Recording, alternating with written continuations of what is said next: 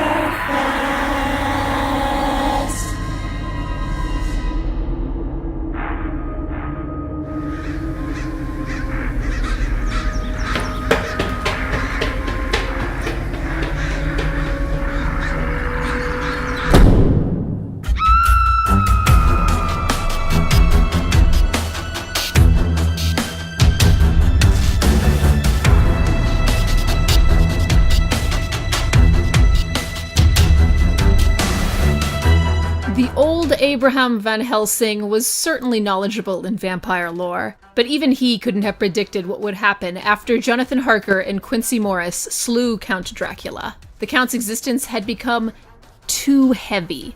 Too many universes were born as a result of this monster, this Dracula Prime. And as the Count crumbled into dust, and that dust crumbled into a heavy nothingness, it reached and pulled and clawed like a vacuum for anything to fill the Dracula-shaped void. These shitty humans caused an immense disturbance in the Dracuverse. Why are you laughing? That's a real thing. From the Castlevania universe came a Dracula with long white hair worn down, a devilishly pointed mustache and beard, an elegant black and red nobleman attire with a cape far too stylish to be placed on a horse's butt, despite what a certain Dante may think. From the Marvel universe came a Dracula with long white hair tied up high, clad in red and black armor and a black cape that is seriously trying to give Spawn a run for his money. Oh god, we're going with that look. Okay, that's fine. Yep. You prefer the Bela Lugosi look of the 70s? Nope. I do, but it's okay. Nope, you're gonna go with the one that looks like a fucking supervillain. From the small universe of Van Helsing came a Dracula with long black hair tied back loosely and dressed like he just came back from a tour with My Chemical Romance. And finally, from the Dracula Dead and Loving It corner of the Mel Brooksiverse, clumsily fell a man who looked older but somehow less wise than all the other Draculas before him. Also, he looked a lot like Leslie Nielsen, so that's weird. This world needs a Dracula, but now there's 3 too many. Pride is kind of a Dracula thing, and this region of Romania ain't big enough for 2 Draculas, let alone 4. Unfortunately for the concept of brevity, the Draculas are much too prideful to descend into a straight fight, at least right off the bat. They agree to fly off to the 4 corners of Transylvania to scheme, build armies of the night, and presumably tent their fingers menacingly as they let out a slow, deep cackle that crescendos into an echo that washes over the land. Presumably. Which king of vampires will dust the competition and reign as the one true nocturnal lord of Transylvania? I don't know, but I am the only host with a Romanian parent, and so am the most likely to be related to Vlad Dracula himself, and so the most likely to be... I'm a vampire? I'm a vampire! I'm a vampire! I'm a vampire! Pause for Kit to return to her seat. Advocating for Castlevania Dracula is Dan Mulcairn. 1 year. I gave you 1 year to choose a Dracula. And what do? Choose terrible CGI bat monsters. Characters who lost a fight to Howard the Duck and Leslie Nielsen. 1 year I gave you while I power leveled to a state of godlike might. And now I bring you bullshit. You had your chance. Advocating for Marvel Dracula is Miles Schneiderman. If you can't talk and fight at the same time, what's the point of being a Smash Fiction host? Advocating for Van Helsing Dracula is Liz Logan. I'm at war with the world, and every living soul in it. Especially the ones in this podcast. And advocating for Dracula Dead and Loving It Dracula is Claire Mulcairn. Kit, listen to me. You hear only my voice. You are going to rule in my favor at the end of this match. You are going to laugh at all of my jokes. And most importantly, you are not going to watch the timer during my opening argument. Oh. Well, if you keep talking in a really shitty Transylvanian accent, that might work. In order to determine who goes first, I tasked the advocates with living like vampires for a week, restricting them to all the weird weaknesses and requirements vampires are traditionally supposed to have. Liz failed the first day when she cooked up some delicious garlic bread and garlic parmesan pasta for dinner. Dan lasted only until the second day, when he came back home from work and entered without an invitation. Rude. Oh, shit. Claire almost made it the full week. Then a late summer rainstorm came through Tucson, filling up the riverbed between her home and job. She drove across the river before realizing she had done a vampire bad. Miles won the Be a Vampire for a Week contest, citing that blood is not on the list of foods he's not permitted to consume on his very restrictive diet. Damn right. It was actually spicing up a lot of his formerly bland dishes, so, Also, Miles doesn't leave the house anyway, so the sunlight thing never came up. Hey, it is not my fault that I work from home now. The order will be Marvel, then Dead and Loving It, then Castlevania, and then Van Helsing. So, Marvel Dracula. I hear you're a batshit crazy character. If I was writing a comic book about Marvel Dracula taking on a bunch of other Draculas, well, first of all, I would get fucking rich right before I got sued out of existence, but second of all, I would have to come up with some serious plot contrivances to make the fight in any way interesting. Marvel Dracula's badass cred goes worlds beyond any of his opponents here tonight. Y'all spend your entire fictional lives fighting vampire hunters and various Van Helsings. Marvel Dracula bitch-slapped the Silver Surfer.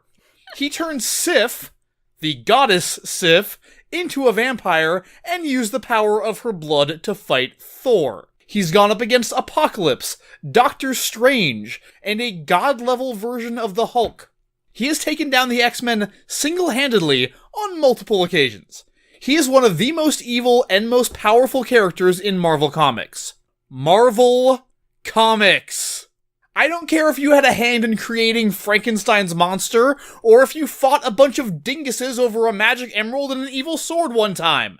In a world peopled by mutants, Inhumans, Atlanteans, alien empires, parallel dimensions, time travel, celestials, beyonders, ninjas, negative zones, Norse mythology, Nazi sleeper agents that are an objectively terrible idea, and the devil himself, you would be eaten alive. Unless Galactus was like, I don't eat Draculas. Marvel Dracula can hang with all of that. Y'all would have trouble handling Power Pack. Marvel Dracula has all the classic Dracula powers and more. Mind control, hypnotizing, levitation, commanding animals, turning into wolves and mist and giant bat monsters, all the stuff that kept Bram Stoker up at night is basically Marvel Dracula's list of cantrips. He's also a vicious warrior, possessing superhuman speed and strength to go along with his multiple lifetimes of combat training, and he pairs those skills with a brilliant mind, a mastery of military strategy, and of course, a healing factor. Marvel Dracula also possesses at least one ability that none of the other Draculas do, which is the power to manipulate the weather and attack his enemies with lightning from the sky. He has all the standard Dracula abilities, plus supreme martial arts prowess and Storm's power set, which might explain why he tried to get her to be his queen. Twice. Maybe he just has good taste.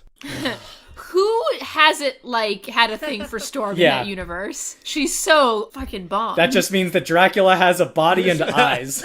And that he existed during the Bronze Age when literally everybody was like, oh my god, Storm, come to me. Either way, he also has your standard Dracula charisma turned up to 11, is the undisputed ruler of the myriad vampire clans after taking his kingdom back from his traitorous son, and gets all the ladies. Not just Storm. All the ladies. But what really sets Marvel Dracula apart from the other three is the fact that, unlike any of these other Draculas, Marvel Dracula lives and has lived in the modern world. Van Helsing takes place in the late 19th century, and Dead and Loving It is set in somewhat more nebulously in a similar time period. I'm guessing it's not modern, though, just based on the costuming and such. Castlevania Dracula makes it all the way to 1999, but he misses about 50 years of history while he's waiting to be resurrected, just like he missed the previous 50 years of history while waiting to be resurrected, just like he missed the entire 18th century waiting to be resurrected, just like he missed the entire 16th... You know what? He misses 100 years every so often, alright? Marvel Dracula has been hanging out in the modern Marvel universe for centuries, and that gives him an edge not only in experience, but in technology. See, it'd be one thing if Marvel Dracula had just been living in the quote-unquote real world, but he's living in a world where Reed Richards and Tony Stark exist. The world of Marvel is extremely, ridiculously technologically advanced. And we've seen Marvel vampires come up with any number of genius tech upgrades for themselves, like amulets that warp sunlight so it doesn't actually touch them, or, moon bases! Seriously, Marvel Dracula had a castle on the moon once, and he used the cannons on that castle on the moon to shoot vampires at England. After which, of course, he proceeded to fly into battle in his space pirate ship. What are you saying, Miles? Are you saying Marvel Dracula is gonna win this fight by using a personal teleporter to beam up to his orbital space station and nuke everyone else's castle with a giant Dracula death ray? Yes. That or any number of myriad options he has, if he happens to have any given piece of OP Marvel tech in his cloak pocket. Your Honor, my opposition will talk about magic. Marvel Dracula has magic. They'll talk about fighting ability. Marvel Dracula could take them one at a time or all together. Really, it doesn't matter what they talk about because their idea of what it means to be Dracula is painfully outdated. They are relics of the past.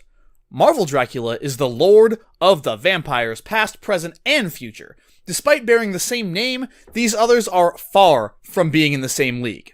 The mistake that will bring them down can be summed up in the immortal words of fellow comic book character Shane Sexcastle. You brought a you to a me fight.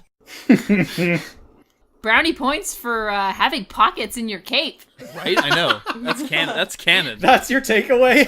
I don't think any of the rest of us have cape pockets. I think he's got the edge there. Damn it. Trust women to know. Women having to deal with dresses and no popockets. We know what it's I am learning this world very quickly. Yeah. I have pants right now that I'm wearing with literally no pockets, and it's garbage. Dracula, Dead and Loving It Dracula. Would an enema help?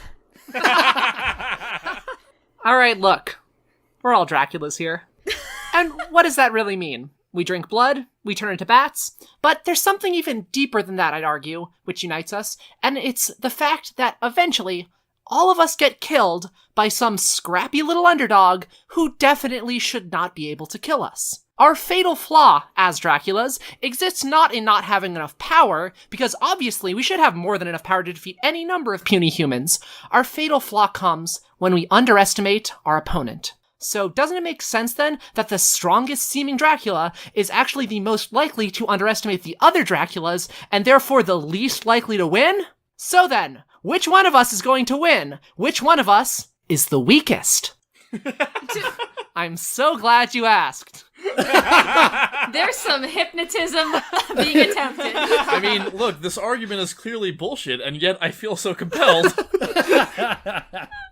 While all the other Draculas are living in big scary castles on stormy mountaintops, flinging monsters at each other, my Dracula is going to do what he does in the movie and move into a town somewhere, put on his best hair hat, and start a grassroots campaign among the common folk, because the greatest power that my Dracula has at his disposal is charm.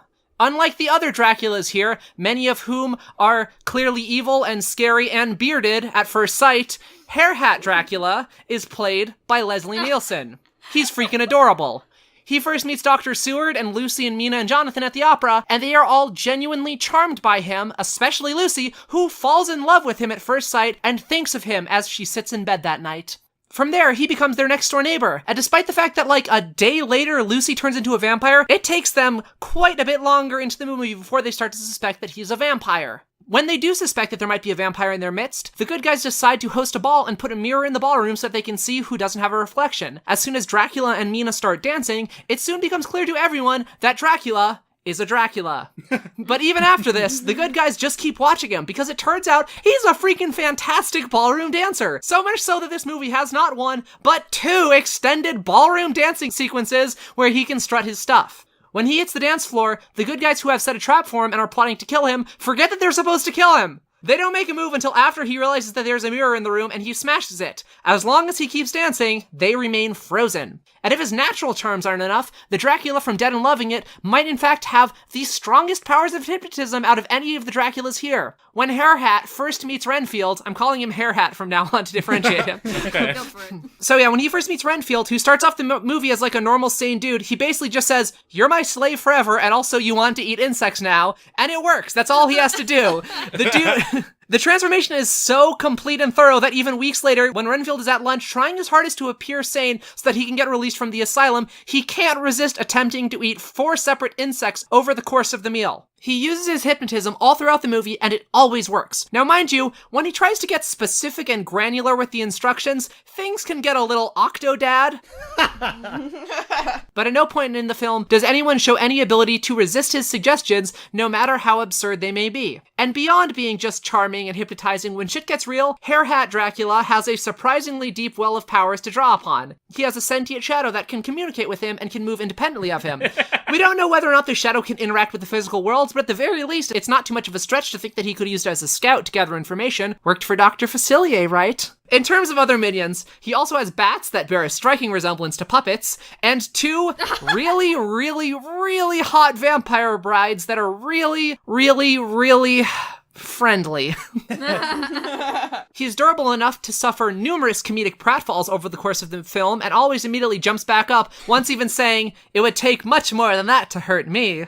He has the ability to become intangible and phase through solid objects. He can shapeshift into a bat. He easily bends jail bars with his bare hands. He throws heavy objects and people across a room with ease. He easily defeats Harker and Van Helsing in hand-to-hand combat. He opens a locked window from the outside with actual telekinesis. At one point, when Dr. Seward is about to catch him in Lucy's room, the doctor opens a door, and in a second, Dracula's like gone. Dr. Seward searches the room, and when he leaves, we learn that as he was opening the door, Dracula hid by leaping up and pressing himself against the ceiling. Those are some master-level reflexes and stealth skills there. When I was watching the movie, I kept forgetting Dracula had powers. He looks like such a harmless chucklefuck that every time he used a new power, I'd actually laugh. I kept forgetting that he was an actual threat, but then I would just add that power to my ever-growing list of crazy shit he does. And that's how the other Draculas are going to treat him in this match. He's just going to be a big joke to them. Until he isn't.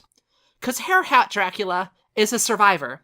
As Mel Brooks' Van Helsing says, he has the wisdom of centuries, and he never gives up.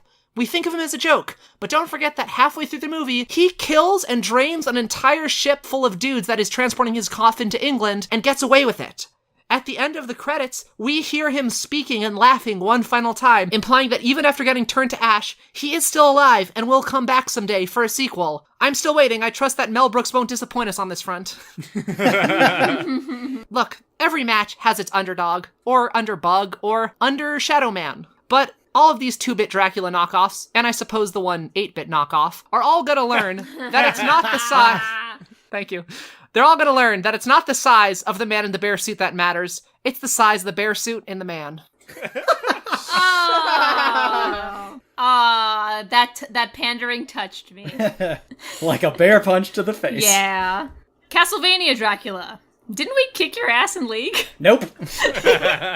Yeah, I was actually wondering if I wanted to include any things that he does in League as evidence. I decided not to, but the thought did cross my mind. So, understandably, the characters in this match have more similarities than most characters in our other matches, and I'm not just talking about their names. All of these guys are vampires, meaning that they come with a lot of the same abilities and traits. Strength, immortality, poor church attendance. So, this match is gonna come down to the Dracula that brings the most stuff to the table that the other vampires don't. When you look at it that way, the winner becomes painfully, obviously clear, because none of these other chumps can hold a drippy gothic candle to the Lord of Castlevania. Even before he became an immortal vampire lord, Castlevania Dracula was both a master of alchemy and an unparalleled military tactician, to the point that the mercenary company he directed was unbeatable. His strategic genius is perhaps best exemplified in Lament of Innocence, where Dracula has to contend with both a rival vampire named Walter and the warrior Leon Walter? Belmont. It's a name. The dreaded warrior Walter? The dreaded vampire lord Walter, I'll have you know. Vampire Lord. So, Dracula manipulates the vampire lord Walter into kidnapping Leon's wife, and Leon ends up killing Walter during the rescue attempt, leading Dracula to steal Walter's soul and power without once getting his hands dirty. This is a level of patience, precision, and manipulation beyond anything we see the other Draculas ever exhibit, and it was done well before he obtained the ridiculous degree of power he has today. And my Dracula can do a lot! As a centuries-old master sorcerer, Castlevania Dracula has spellbooks full of stuff that none of his opponents come close to being able to pull off. The stuff he can do that the other Draculas can't is so vast that it's deserving of a truly epic #Dan list. My Dracula is able to conjure great quantities of fire, up to and including obliterating a city with flaming meteoroids from the sky. Very useful against any undead minions that his opponents might send his way. He controls all creatures of the night. He's a master of blood magic. He can fly and teleport and create minions in an instant, whether by animating nearby objects or just by creating them out of thin air. He's capable of driving people insane, and this power can be exercised over entire countries at once. He's also capable of stripping humans of their will and turning them into his slaves. He can rip the soul out of people's bodies, often multiple people simultaneously. He can transform into a wide variety of forms, from the traditional Bat-Wolf-Mist combo to some utterly ridiculous dragons and demons, all of which are incredibly powerful and virtually impossible to kill without the Belmont family's signature weapon. Oh yeah, and then there's Demonic Megado, which is basically a black magic tactical nuke that'll atomize just about anything. What the fuck? Remember, this is the dude who, when his wife is burned at the stake, threatens to eliminate all human life in Wallachia, and it's not an empty threat. You know what those gold medals worn by the other Draculas do? Nothing. Know what the medal my Dracula wears does? Allows him to steal the souls from monsters, including other vampires, and control all sorts of powerful entities, up to and including the Grim Freaking Reaper. Yeah, dude, Castlevania Dracula's right-hand man is death. Dracula has enough magic items that his closet could be turned into an entire D&D supplement. Dude has magical rings, boots that grant supernatural speed, indestructible armor, and several different magical swords, including, no joke, a freaking Vorpal sword. Hope you other Draculas don't need your heads, cause they're coming off. Any invasions of the actual fortress Castlevania itself had better succeed on the first try, because the castle can change both its location and its interior layout, which makes it that much harder for enemies to infiltrate successfully. Oh yeah, and this crazy teleporting pocket dimension of a castle, Dracula created that shit with his own two hands. Well, 2 hands that were engaged in some sorceress gestures, but still. The only way Dracula gets put down, temporarily, is with the power of the Vampire Killer Whip, an exceptionally powerful holy weapon which can only be reliably wielded by those of the Belmont family line. If any of these other Draculas want to even think about stepping up to Castlevania, they have to use holy weapons, which, yeah, good luck with that, guys. But the truth is, if they don't have holy weaponry, they can't even touch my dude. So, go back to your movies and your comic books, because unless you guys manage to grab a copy of Nintendo Power from the early 90s, you have no idea how screwed you are. Van Helsing Dracula. Yeah, just keep doing that Slavic accent forever. I'll pull it out at some other point, maybe the rebuttals. So, I need to clear the air real quick. I loathe vampires. If I was in Twilight, I would be on Team Jacob. So why, you might ask, did I choose to participate in this Dracula battle? Because Van Helsing's Dracula impales himself in this movie nearly as many times as Dante does in one game. He's got a face that is simultaneously prettier and scarier than Melina's, and he has an atrocious accent that is almost as legendary as mine. I'm not even kidding. Those are seriously the only reasons. But I also like huge jacked man, so his proximity to Dracula in this movie also wins this Dracula points in my book. But I digress. I knew it. I knew that was the reason. Let's get to the meat and blood-tatoes of this so far non-existent arguments. Van Helsing Dracula is legit one of the strongest supernatural creatures I have ever seen in fiction. His biggest strengths are, of course, his stealth, speed, power, and senses. So let's talk stealth first. This Dracula is constantly throwing surprise birthday parties for nearly every character in this film. Most of this is due to the fact that he can apparate silently. In one of the very first scenes of the movie, he is shown apparating this way 3 or 4 times with absolutely no sound. No bats, no mist, no noises, nothing. Additionally, he can walk on walls and doesn't have to use his winged form and sacrifice stealth to fly up into hard-to-reach places. You can't see his reflection, he can float along the ground silently. Like I said, surprise birthday parties, hire him. Now, in terms of power, speed, and senses, these naturally lend him a hand in combat prowess. He is shown to be insanely strong and fast in both his human forms and winged forms. He can near instantly change in and out of both of these. He can survive horrific burns from unfortunately placed fireplaces and holy relics which don't affect him. He can take stakes to the heart without being affected, unlike all the other Draculas, has super hearing, regenerates almost instantly, unlike Marvel Dracula who needs minutes, and seemingly has a naturally initiated EMP and some form of control over electricity. Additionally, Van Helsing Dracula is super smart. He knows how to command his minions well to accomplish complex tasks, unlike Dead and Loving It Dracula, whose only minion is the one that actually kills him. Van Helsing Dracula is manipulative, as showcased with Dr. Frankenstein. He has a mental connection with his minions, especially his 3 wives, which is one more than Dead and Loving It Dracula. That we saw. There may have been another one in another room somewhere. Anyways, he can see what they see.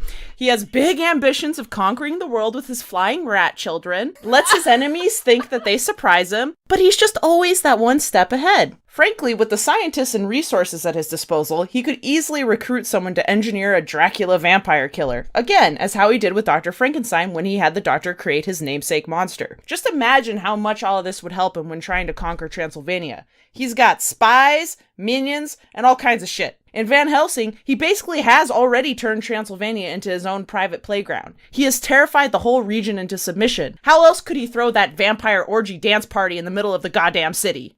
Here's the best part of Van Helsing Dracula. No classic way of defeating a vampire works on him. At all. There is no evidence that even the sun would hurt him, unlike the other Draculas. Hashtag, yes, all Draculas except mine. You legitimately cannot defeat my Dracula unless you have an army of insanely strong former Archangel Gabriel werewolves. Which, if you could actually field this, I'd be okay with losing. Even if you did have an army of werewolves, you could truly only even attack on a full moon, which gives Van Helsing Dracula plenty of time to plan and perfect his defenses. Plus, as according to Van Helsing's universe, if the clouds even cover the full moon, a werewolf transforms back into human form. All Dracula has to do is stall. Additionally, the only reason Van Helsing was ultimately able to defeat my Dracula as a werewolf was because Van Helsing is literally an angel! The angel Gabriel! He and Dracula have a long, storied history together, which gets slowly pieced together over the course of the film. If these two have been feuding this long, of course Van Helsing would begin to realize the way to beat him. He's been analyzing Dracula's moves for eternity. Not to mention, Van Helsing has the backing of the church and an entire secret society dedicated to eradicating supernatural threats. And remember, nothing that secret society developed actually worked on Dracula. Van Helsing had to basically turn to the dark side and become a werewolf. But not, because werewolves are so much cooler than vampires. Ugh. At the end of the day, the other Draculas cannot become werewolves. Sure, they can, become wolf thingies, but they're still vampires at the end of the day. And there is legitimately no evidence of any other way to kill my Dracula. I rest my case. My Dracula's a direct descendant from the line of Corvinus, so actually he can become a werewolf. Not angels! Thank you, Underworld! I like vampires, but yes, werewolves are cooler. It's now time for some very spoopy rebooties. Everyone, tear apart Marvel Dracula. Good luck. I want to tackle this issue of the technological advantage you seem to be claiming that Marvel Dracula is going to have. As you yourself said, he lives in the Marvel Universe where Reed Richards and Iron Man and Doctor Doom all live. And, you can buy spaceships. And you can buy, prefabricated moon base on the Latverian black market, I'm pretty sure. Marvel Dracula didn't invent any of the technology he was using. He just acquired it from pre-existing conditions. If he's gonna build himself a satellite with a death ray on it in this circumstance, he has to invent it and build it himself, which he is not gonna do. I mean, no, I don't think that's true. First of all, we've established that we have access to minions and equipment for this match as we attempt to take over Transylvania. Is that not correct? So, he has an army of minions which comprise the entirety of the Marvel vampire clans, all of whom have been dabbling in technology for some time now. So, there's going to be... his fucking castle in this scenario is already going to be decked out, and even if it wasn't, Marvel Dracula is a master planner. He probably already bought the fucking satellite, back in the 70s in the Tomb of Dracula days, and just can instantly go there whenever he wants to. The point is that he has access to the technology. He does not have to be the one to have invented it. I don't care about your stupid minions. The minions will not do anything when you go up against a Dracula that can apparate and teleport instantly. I will teleport past your minions. Kind of veering into Italian very slowly. Marvel Dracula, you suck! But anyways, I think this will come down to me going mano a mano with you, and I will slap you like little bitch. But seriously, you are weak to literally everything that is in fiction on being able to affect vampires. You're weak to wooded and silver stakes. You're hurt by fire. You need to sleep during the day like a drunk-ass college student. You need to feed all the time or you drop into a blood caffeine crash. It's gonna be over so quick, you're just gonna have something through your heart. You're just gonna be like, ah! That's cool. If I get bitten by a wolf, I'm not gonna turn into a skeleton. So... I will turn into wolf form and give you a little bite, and that's going to be enough for you because it's established. It is established in Van Helsing that it doesn't take being an Archangel Gabriel or indeed an army of them to beat Van Helsing Dracula. You just need to be a supernatural wolf. You just listed a bunch of people from Marvel as if that's supposed to impress us that you exist alongside them, when a lot of times Dracula loses to some of those people. The greatest one I could find was there's an episode of the 1979 Spider-Woman cartoon where Spider-Woman goes up against Marvel Dracula called Dracula's Revenge. I'm sure Dan remembers this one because we watched it on VHS. I remember that episode. Wasn't that the one with the flying pyramids? Yeah, well, so Dracula in this one teams up with Frankenstein's monster and the Wolfman, and Dracula ends up getting defeated at the end when there's a bright light that gets shine on him. It's reflected off of a windmill, and he just covers his eyes and has to go retreat into his tomb to heal. And when he does this, all of the people that he had turned into vampires turn back into humans instantly. Okay, so before you go on, first of all, comic book Dracula, not weird-ass 70s cartoon show Dracula. Second of all, allow me to elaborate a little bit on that list you mentioned.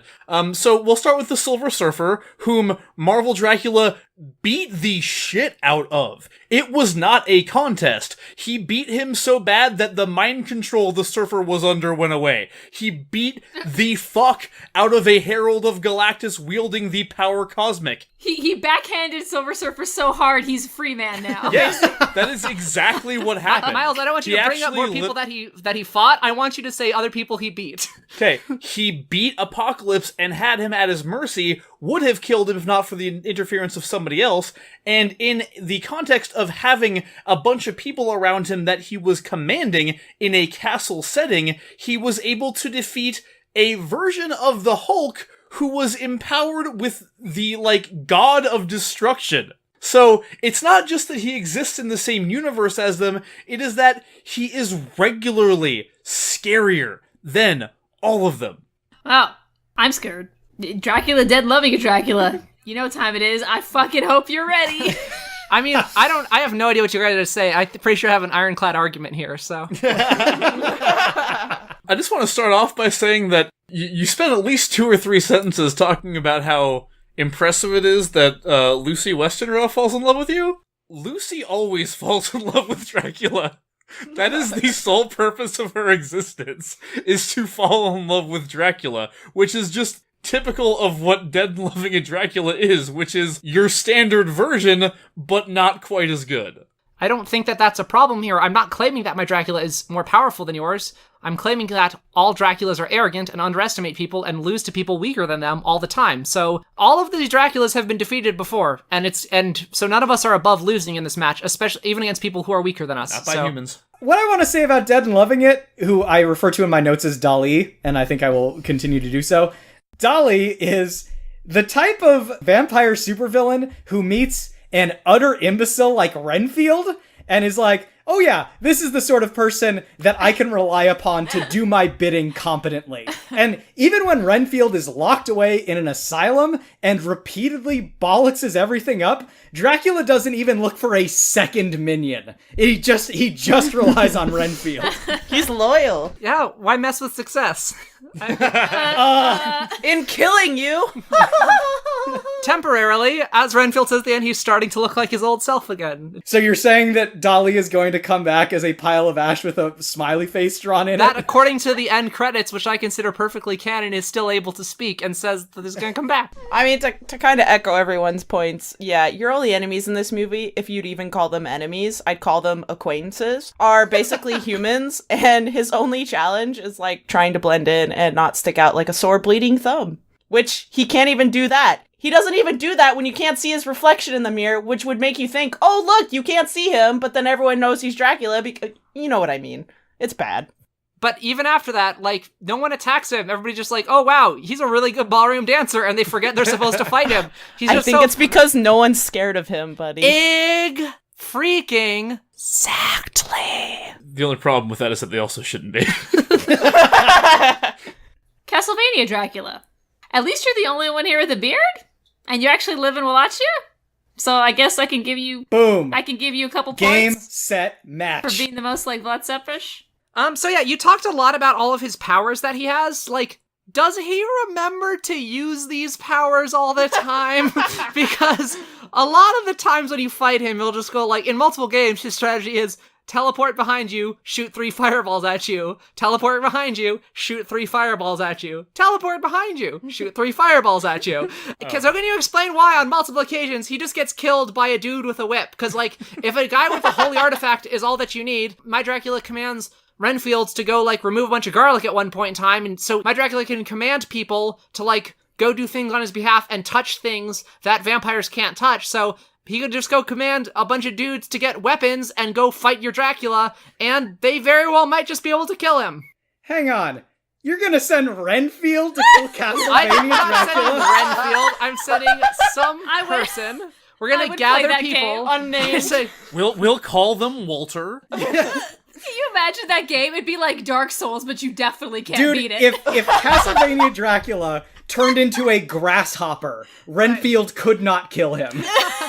he gets the grasshopper eventually. The vampire killer whip is not an ordinary weapon. There was a long process that had to be gone through for this thing to become as insanely powerful as it is, to the point where if non-Belmonts wield it, there is a very good chance they will straight up die. And to your point about Dracula relying on this sort of repetitive but escalating strategy whenever you fight him in Castlevania, you have to remember that whenever you're fighting him in Castlevania, you're almost always a Belmont. And the thing is that, like, in Rondo of Blood, Dracula reveals that part of the reason why he always gets defeated by the Belmonts is because he finds their struggles amusing, and he doesn't actually care that he loses against them, just because, like, he knows he's gonna resurrect, and he's gonna be able to annoy them further down the line, and, like, possess their children, and drive them insane. That's fucking macho So posturing. what you're saying, yeah, he's the guy who, like, when you beat him in video games, he's like, whatever, I wasn't really even trying that hard anyway. He's the Zangief of Dracula. Yeah. We see what happens when he actually legitimately tries to kill someone in the Castlevania animated series, which is based on Castlevania 3, which is that he calls down meteors from the sky and lets loose the gates of hell and destroys a city and curses a continent. That's what Castlevania Dracula does when he's not fighting Belmonts. What I'm hearing is that your Dracula moved the moon, and and Miles' Dracula invented time travel. That's right. Basically, yeah. You know, you might do that, but that's just against humans. And honestly, your Dracula has a very bad habit of underestimating your opponents. I don't care if they're only Belmonts, and then he uses his full power at the last second, so he's kind of an idiot. You know, he's got his little soft side. I don't think he's cruel enough to handle another Dracula, let alone 3. If we're suggesting, first of all, that having a soft side is going to impede the ability of someone to defeat an evil creature, then, like, maybe you need to watch some movies, dude, because, like, that's basically pop culture right there. Dan, I think that you're fucking underestimating, like, not to go back to the point you made against me, but this whole technology thing. First of all I really need is an internet connection to know all there is to know about how to beat Castlevania Dracula, because I can find a fucking strategy guide. Yeah, I mean, if there was the internet in this period that we were talking about. Hey man, Techno Dracula can work wonders.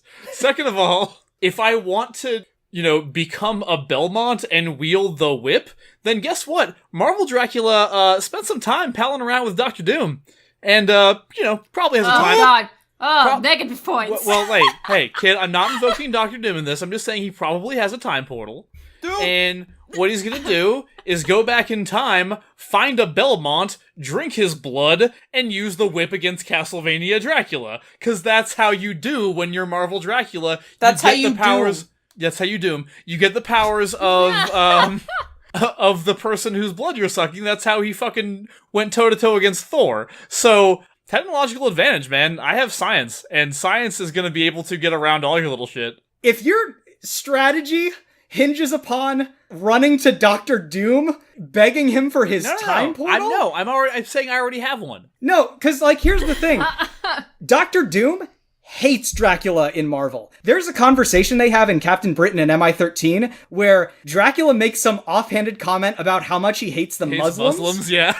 And Dr. Doom is like, dude, I'm Dr. Doom. I am the worst supervillain in Marvel Comics, and that shit is messed up. I will not deal with your racist ass anymore. So I don't think you're getting a time platform from Doom or from anyone. This is the first time? Doom seems a little legit. Right?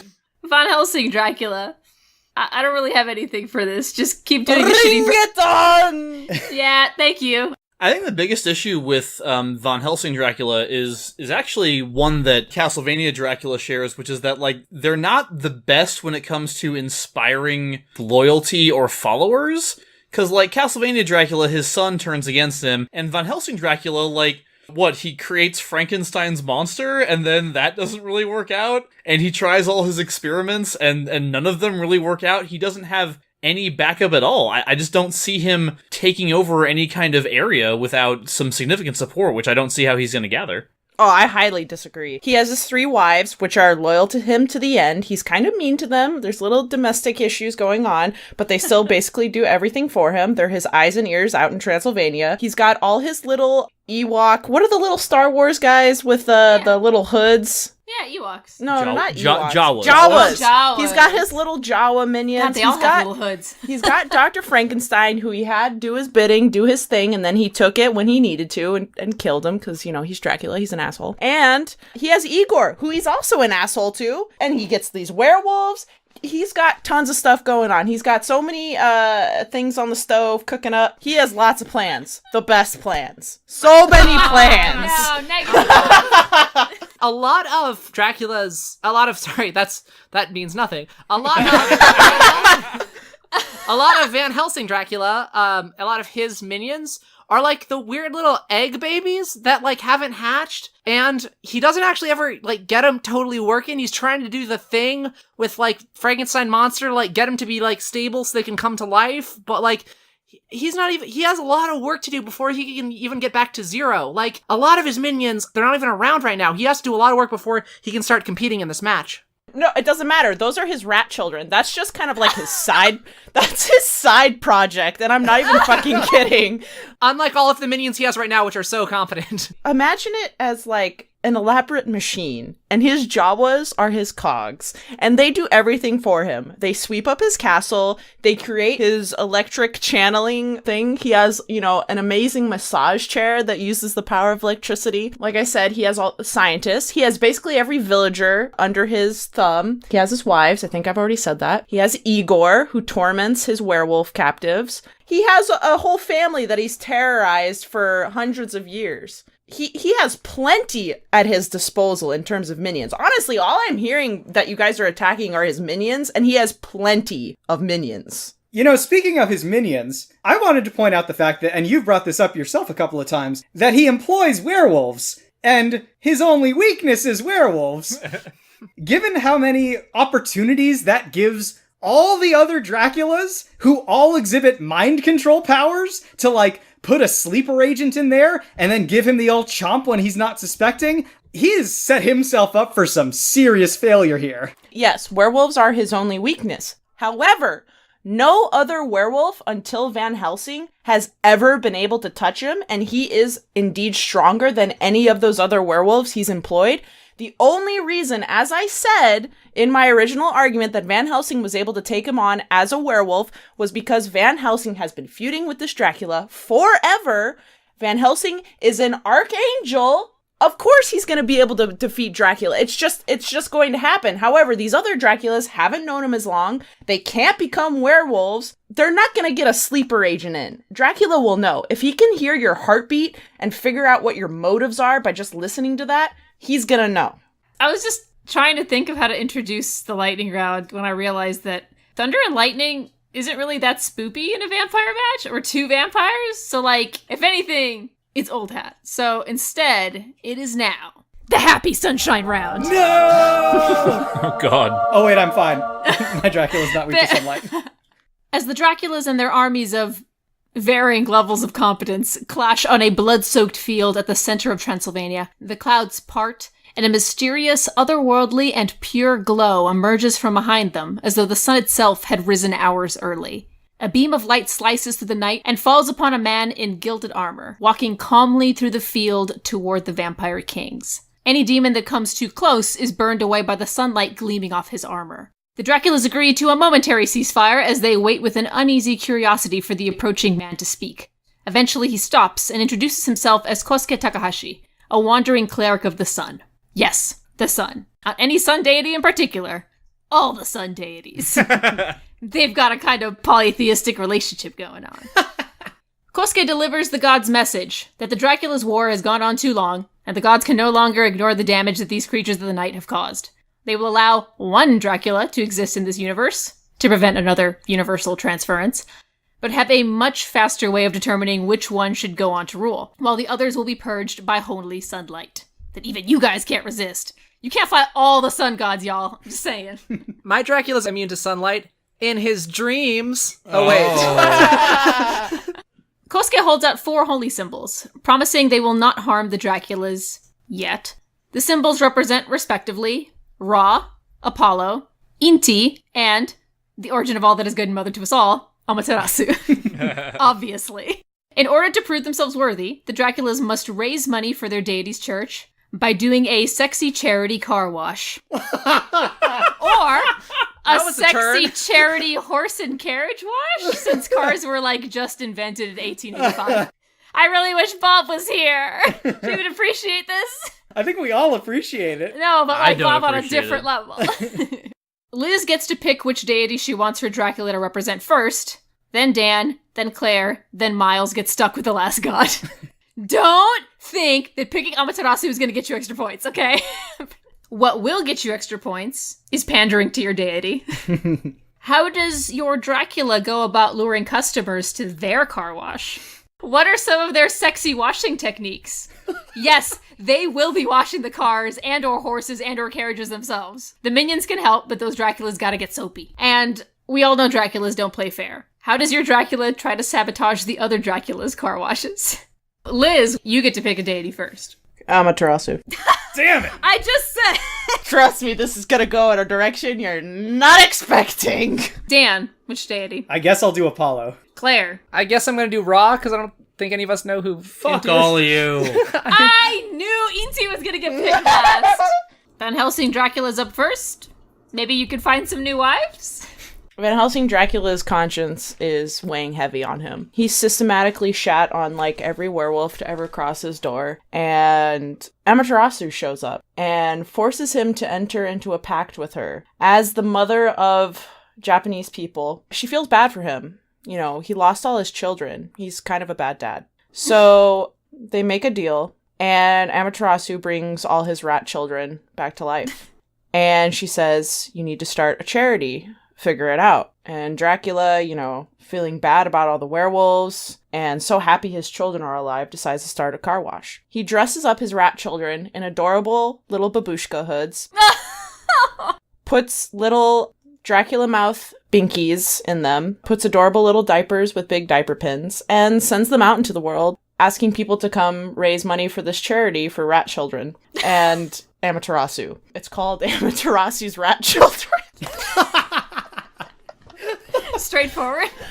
You know, these little baby rat children are flying around and promising, you know, a wholesome car wash. And so a bunch of people, you know, drive up, really like Orthodox Jews, Orthodox Christians, you know, super religious people, right? They show up. And his 3 brides come out. The children leave the premises because things are about to get nasty. And the brides come out.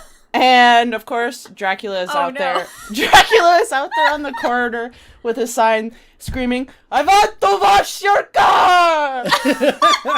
Everyone pulls in, and the brides come out. And obviously, you know, they're wearing, you know, very, like, you know, Amish-style dresses, Mennonite-style dresses. They have their babushka hoods, you know. They have their little buckets, and they're carrying it, you know. Oh, yeah, okay. And Amaterasu is like, oh, this is great. Everything is so great. This is repentance. My light shines upon thee. And then all of a sudden, it goes horribly, horribly wrong.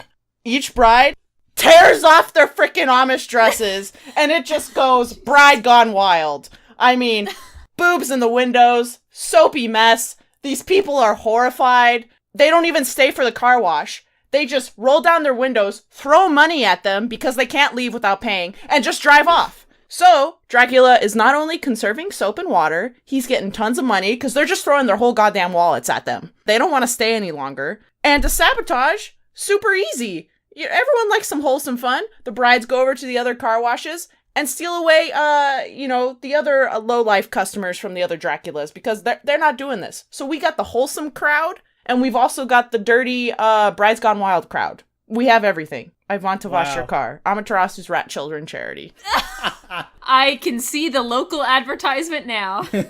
Next is Castlevania Dracula. Can you stop killing everyone for like a second and just wash a damn car, please? Well, I mean, I can do both. I can multitask. All right. In terms of pandering to the deity, so first of all, okay, Apollo's the sun god, not a lot of overlap there. Beyond that, I actually think they would get along really well, because, like, Apollo's also the god of music. Symphony of the Night has one of the best video game soundtracks ever.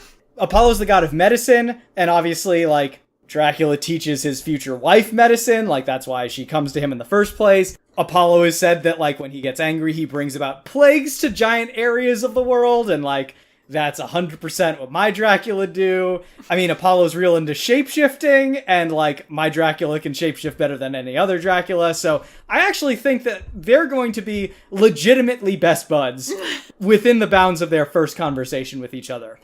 In terms of how Castlevania Dracula is going to be luring customers, have you seen the succubi from Castlevania? 'Cause, damn, they could lure everyone in.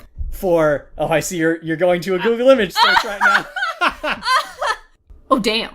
Yep, that's what I'm saying. Imagine that offering you a car wash. So, in terms of the sexy washing techniques that Dracula's going to be using, he's going to start kind of traditionally, and he's going to be affecting this air of, like, a very upright nobleman, and he's going to just be, like, cleaning their windshield. And then he's going to drop and lose his rag, and he'll say, "Oh no, I seem to have lost my rag," and then he's gonna take off his cape and start using that instead, and then he's gonna lose his cape, and then he's gonna have to take off his vest and his coat, and he's gonna have to go down until he's basically, like, getting wilder and wilder, essentially playing strip poker without the poker and by himself while washing a car, and it's gonna be crazy, and people are gonna go nuts for it. By playing strip poker without the poker, do you mean he's stripping? I mean, not in so many words, but essentially, yes. No, I think exactly in so many words. In terms of sabotaging the other car washes, there's a few ways he can do this.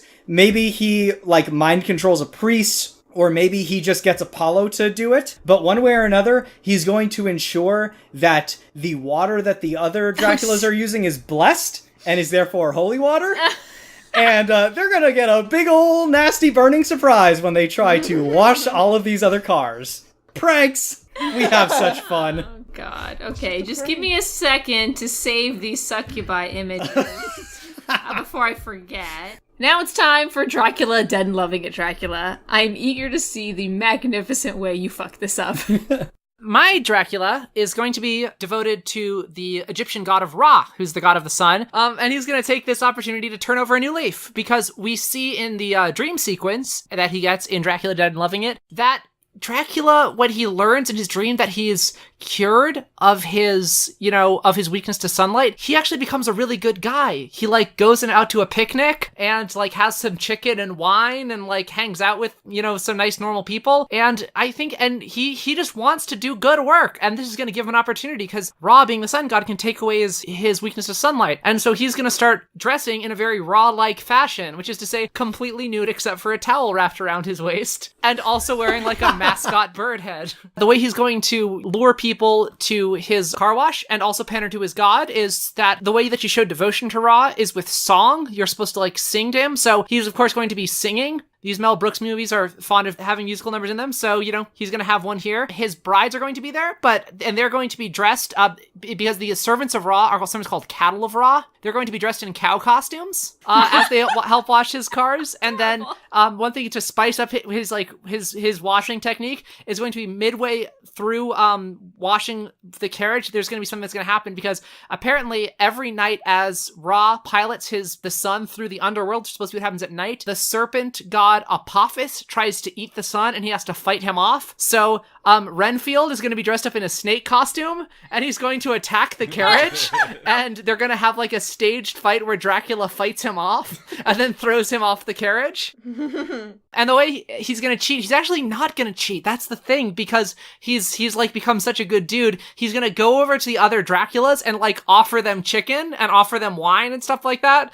And they're going to like assume it's a trick, and they might take it, they might not, but they're going to, like, keep on waiting for the trick to come, and it's going to get in their head and mess them up, and that's going to trick them even more than if he actually tried to trick them. Finally, Marvel Dracula, you better make it up to Inti for picking it last. All of the nonsense that I just heard just goes to show you why Marvel Dracula is so superior to everybody else. Because this is all, like, spur of the moment, like, fucking simple ass shit that y'all are doing. Marvel Dracula is planning this shit out. Marvel Dracula also knows that you don't immediately get naked, people.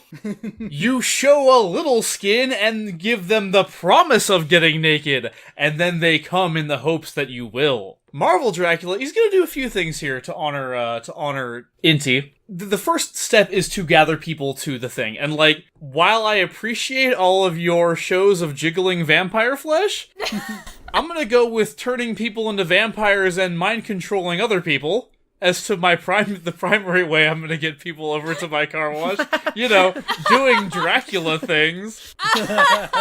Inti actually, the greatest festival that was held to Inti during the Inca period, very specifically involved the absence of sexual intercourse. We're gonna lure them all over with the promise of hot-ass Marvel Dracula getting naked, but once they find out, and also the mind control, but once they get there, they're going to find out it's actually a very somber affair. Everybody gets a golden wedge, which is kind of one of the symbols of Inti. And the golden wedge was supposed to be driven into the ground in Cusco, was the name of the city. So, of course, because the name of the city was Cusco, Marvel Dracula will be using his superior technology to turn all these people into llamas. Thus, making them easier to sacrifice, which was also a big Inti thing. And then, with all the people who have come to the car wash, they're all llamas. Now they're all dead. Now Marvel Dracula will calmly remove his clothing and wash the car in the blood of the sacrifices, which is gonna make those cars super fucking appealing, having the blessing of Inti, alright? And also, of course, conveying Inti's blessing upon Dracula himself. And as for how I'm gonna sabotage the other ones, guys, it's simple. Not to harp on this, but internet connection. I'm giving all of you terrible Yelp reviews. I mean, look, it is not my fault. Too powerful. It is not my fault that none of you understand the modern era and don't know what social media and websites are, okay?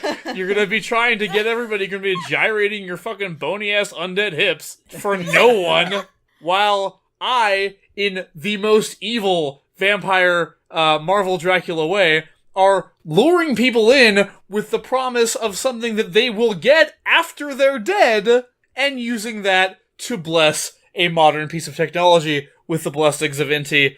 So yeah, I think that game, set, and match, y'all. Yelp reviews. Well, now that I'm scared and horny, it's time for me to retire to my judge's chamber/bathroom and deliberate. Bye! Liz, you know what I was going to do with Amaterasu? What?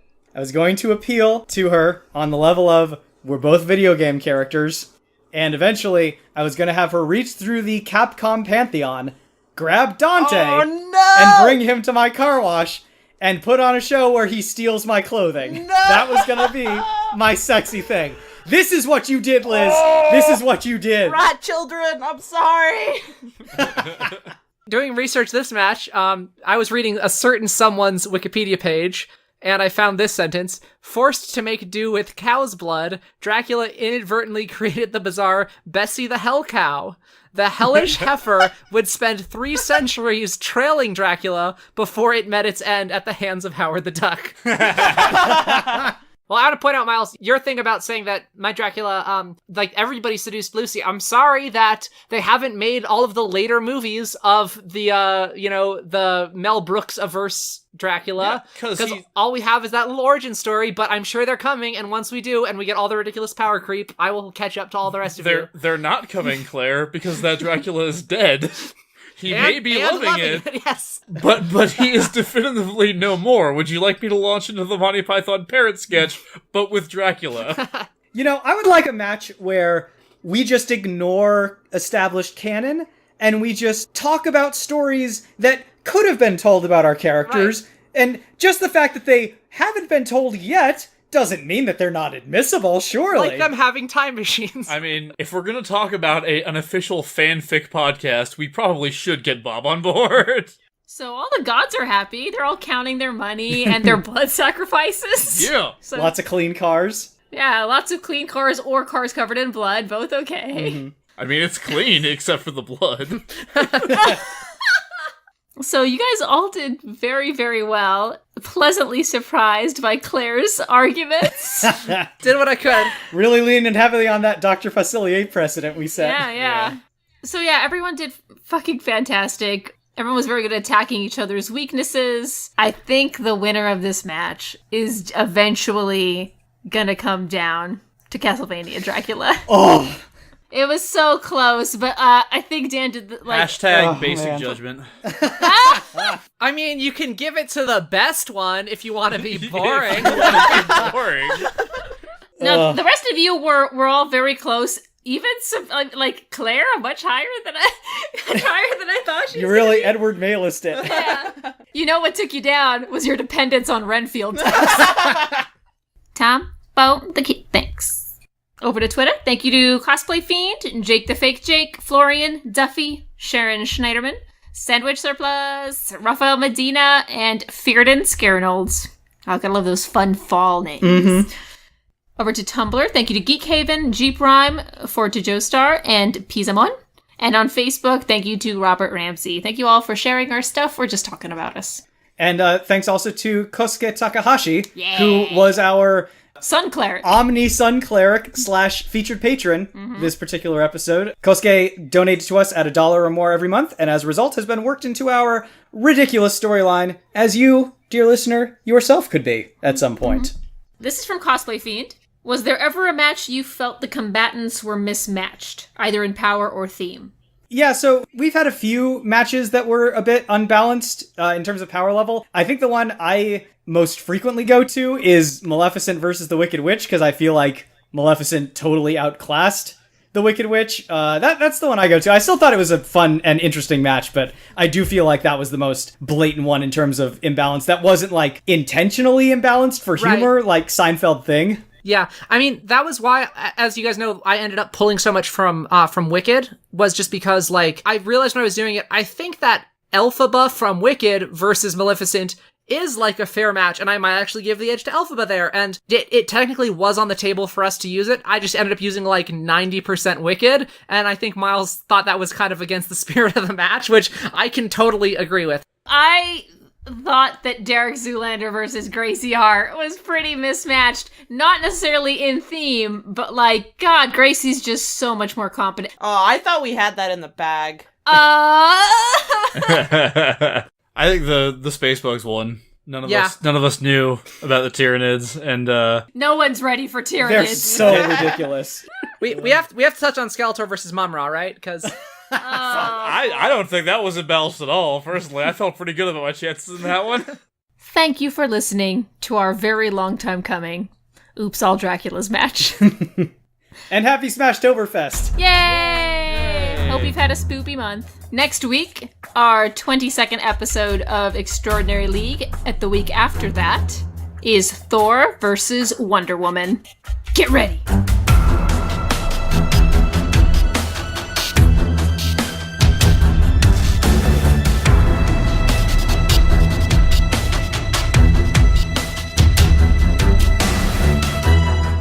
Smash Fiction is produced by Miles Schneiderman and production assistant Sharon Schneiderman, with logo design by Claire Mulcairn. Special thanks to Kevin MacLeod of the Clan MacLeod at Incompetech.com for our theme song, Hitman. You can find us on Twitter at SmashFic Podcast and search for the Smash Fiction Podcast on Facebook, Tumblr, and YouTube. subscribe on Apple Podcasts or your podcatcher of choice, and if you leave us a good review, we shall become more powerful than you can possibly imagine. Smash Fiction is made possible thanks to our supporters on Patreon at patreon.com/smashfictionpodcast. Please consider donating as little as $1 each month. It helps us keep the show going, and we have great rewards and extra content for those who help us out. If you have any suggestions, feedback, or other contributions, send them to us at smashfictionpodcast@gmail.com and help us continue the fight. That's the last one. There are no more Draculas here. We've reached peak Dracula. It sounded like you were gonna add more, like your inflection on Dead and Loving It was like, and also number 5 over here, and it's like, no. There's only 4. Well, the podcast has just begun. I guess I shouldn't count my Draculas before they regenerate. Before they rise from their graves to feast upon the blood of the living.